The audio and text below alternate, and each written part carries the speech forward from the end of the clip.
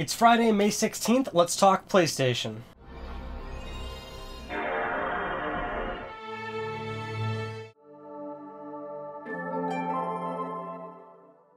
Okay, so this is Let's Talk PlayStation episode 100. It was gonna be a good episode until this past week where I bit my tongue again, because I apparently do this a lot. And my tongue's killing me. So I apologize if I sound weird in this video or something like that. I've been trying to avoid talking up until I had to make this video, because it's the big one, right? It's number 100. I've done 100 Let's Talk PlayStations every Friday for upwards to close to 2 years now. So, woo! It's looking good. I'm feeling ready for it, you know? Like, I got my hair cut. I'm ready to go, right? Like, I'm just ready to talk more PlayStation. And just for the hell of it, let's take a look at episode 1. Roll it. The game. So now we know a little bit more about it. And stop it. Whoa, okay. Looks like I got a little bit better at this YouTube thing, huh? We've come a long way, haven't we? Yes, we have. So, without further ado, I really have nothing super special planned for this because we still got news to talk about. So that's exactly what we're going to do. So let's go into our first news story, which is Minecraft. You can see it already. Got a new update for you guys. 4J has been posting some screenshots on their Twitter account for the game. So, woo!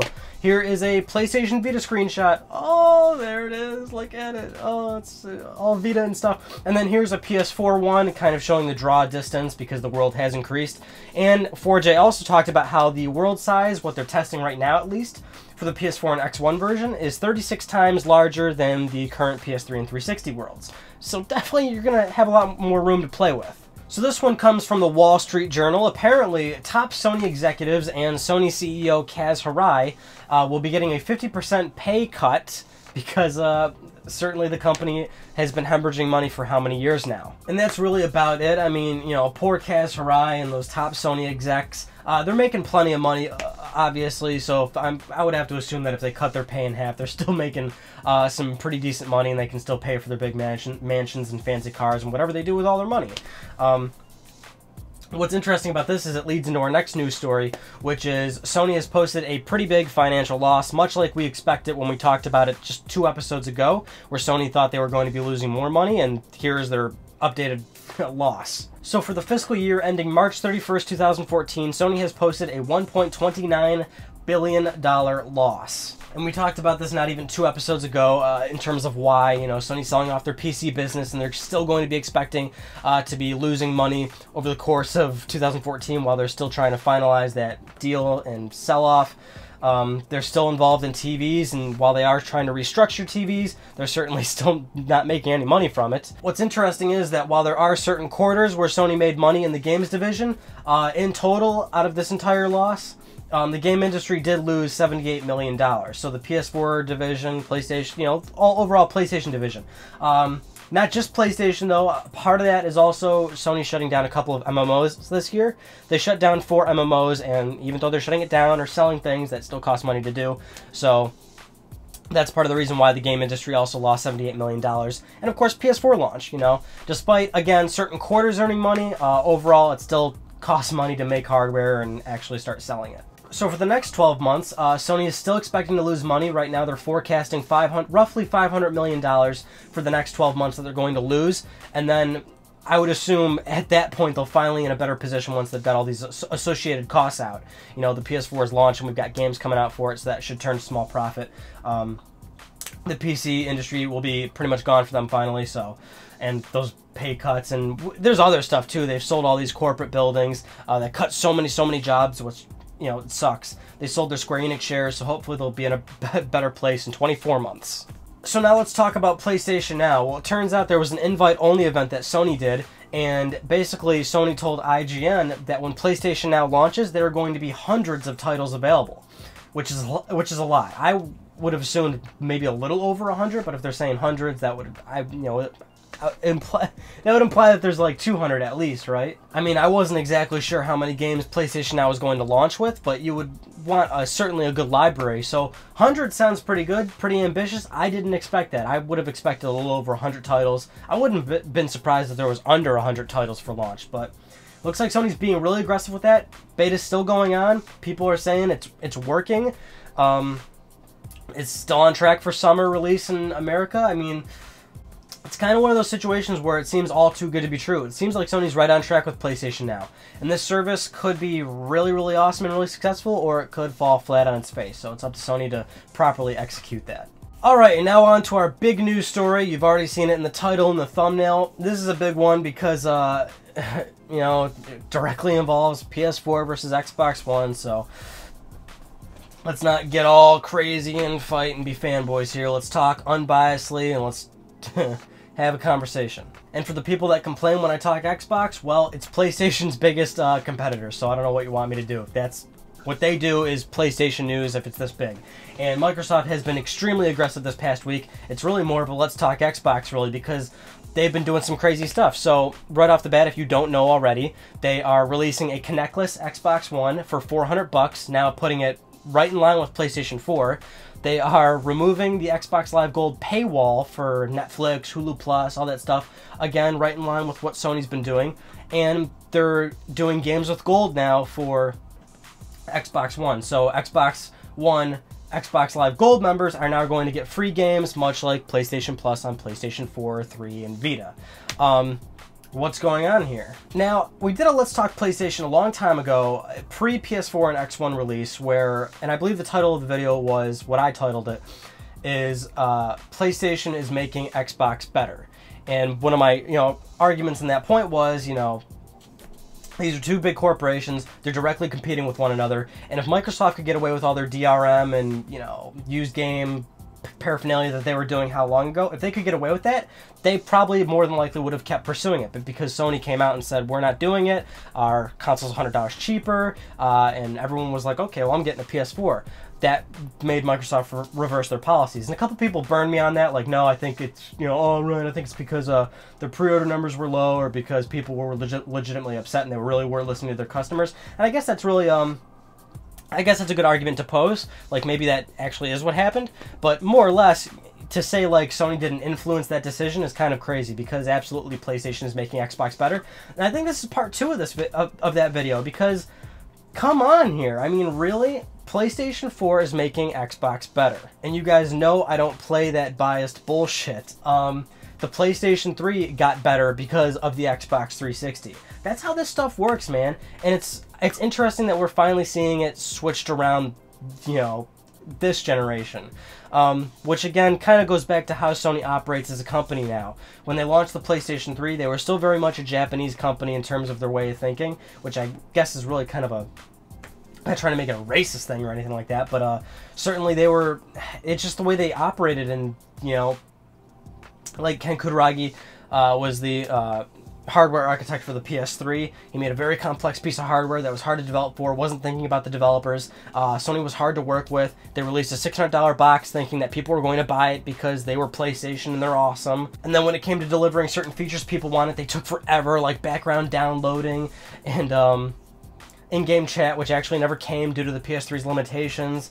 But over time, Sony learned their lesson, and they did start to make the PlayStation 3 better because the 360 was stomping them out. And they actually did come out on top at the end of that generation by selling more, having a larger install base. And now this time around, we've got the PlayStation 4. Our hardware architect is Mark Cerny. You've got all these big Sony VPs that are more or less, American. Again, not really making it a race thing, but you see what I'm driving at, right? You've got different people running the company, and you're making the hardware better. So now you've got Sony doing all these new initiatives that are making the PlayStation 4 awesome. Because let's face it, it's awesome. They've been doing a great job with the system, right? And Microsoft has been falling on their face ever since. Really no need to explain all that, right? But when you look at what they're doing now, just recently, I mean, come on. Now, you may argue it's because Microsoft isn't selling that well. In fact, their April MPDs for this month are really not good. They sold around 115,000 consoles, which appears to be good, but if you compare it to like the Xbox 360, for example, throughout all of their Aprils, since its original release back in 2005, it never sold as low as 115,000 consoles. So X1's doing pretty poor in comparison to the previous console, despite its large uptake of 5 million, around 4.5 million consoles sold. It's just not doing as well now. It's really falling off a cliff in terms of sales. But when you look at something as specific as, removing the gold paywall for applications and doing games with gold, that is something completely birthed from Sony. they were all about that. They said, you know, you do not need PlayStation Plus to access these applications. They were very clear-cut about that. And PlayStation Plus was completely their birthed initiative. Games with Gold was completely from that, from what Sony started. And this isn't like a video, you know, knocking Xbox. Like, I have one, and I like it because it has games, because that's what it's all about at the end of the day, right?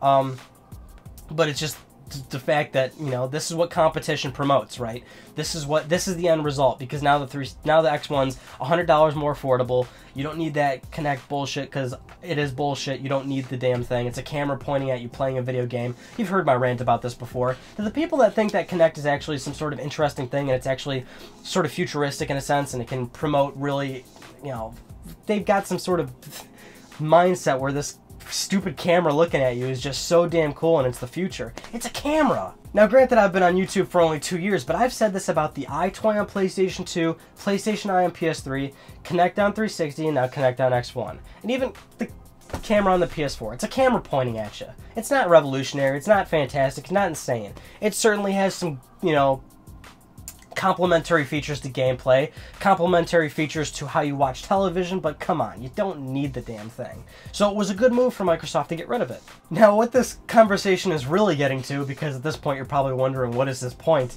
My point is, Microsoft is really doing work over here, and they're really making a better console, and at least for Sony's side, it's like, okay, they were in a very comfortable position. They were like, we got 7 million plus sold systems, there's all these news stories left and right about how our, you know, machines running games better and our resolution's better, our frame rate's better. We didn't even expect that problem. We have high demand for the PlayStation camera. Like, they're in a really comfortable, good spot, and our competition's $100 more. They're losing that position. They can't really stay that comfortable anymore, which they never should have. They should have always been very aggressive, but now it's really to a point now where it's like, Sony should look at what Microsoft's doing, which I'm sure they are, and really think, okay, we know that they're a smart company. We really got to figure something out quick, because they're learning faster than we did with the PS3. It took Sony 2 years to make the PS3 kind of like good, right? The first 2 years were really slow for that system. Microsoft's working quick. This is only not even 6 months old. This system's not even 6 months old. And in all honesty, I really appreciate that about Microsoft. I mean, one up to them. They are working extremely quick to eradicate any problems people have with the hardware. But now Sony's going to find themselves in a situation where their direct competition, that's not even that many systems behind. I mean, come on. PS3 was how far behind, and it caught up. So don't look at this gap thinking that Sony's super comfortable, because they're certainly not. Now they're in a place where the competition's the same price as them. And I know people want to make the argument of, oh, well, X1's, you know, still less powerful and all that. Don't matter. It don't matter. At the end of the day, I know we all care about that stuff, and like, sometimes it'll promote better software sales third-party wise for a certain platform over the other. But realistically, in terms of selling hardware, come on. It doesn't matter. PS2 sold 150 million systems worldwide, and it was not the most powerful system of its time. So let's take hardware out of the equation, because it's just not going to matter. Maybe for third-party software. Yeah, man, it's going to get real soon. So it's going to be a really, really interesting E3. These companies are going to go out in full force, and they're going to fight for your dollar. I guess the whole point is, you know, Sony, they're catching up quick. You know, at least they're learning really fast. And repeating the same things I've been saying before for 100 Let's Talk PlayStations now.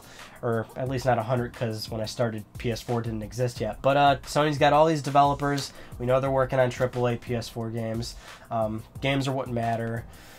What other cliche, repetitive things can I say to you? Just be ready, because it's about to go down.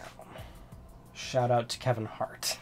Anyway, that's episode 100 of Let's Talk PlayStation. I think a pretty good conversation, actually. It's good that the news week sort of played out that way for a really good, meaty discussion about, you know, two systems against each other, because that's what the video game industry's all about, is the console wars. I really wish I had something better planned. It's still a news show at the end of the day. I'm just trying to talk to you guys about PlayStation news and try to offer some educated opinions about it. So, if you're still watching, keep watching, and I'll keep making them, I guess. Anyway, that ends episode 100 of Let's Talk PlayStation. Thank you so much for talking with me, because when I say that, that's what I really do. You guys know I'm I always try to talk to most of you in the comments below. I know a lot of your names. I see the people that are always commenting, so I always remember you. Even I just look at your picture, I know who you are. I remember all your usernames, so trust me when I say I actually do thank you. It's actually genuine. I'm not just talking to all you people and not having any idea who you are, because I think I've gotten to know you, you know. Okay, that concludes episode 100 of Let's Talk PlayStation. I'm Ryan Benecki. Thank you so much for talking with me, and I'll see you all next Friday.